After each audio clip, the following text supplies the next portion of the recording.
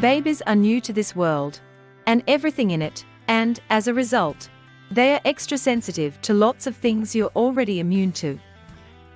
So it is normal for newborns to sneeze, even repeatedly, or a lot.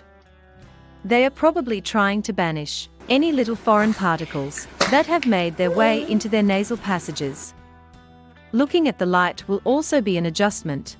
So if you take baby out on a bright sunny day, and they start sneezing, it may actually be the sun, and not allergies, that's to blame.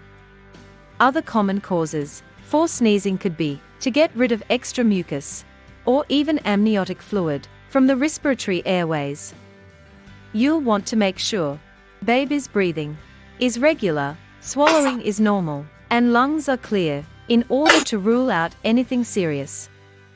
If baby's sneezes are accompanied by wheezing, have them checked out by your pediatrician to see if it may be allergies or something else that needs treatment.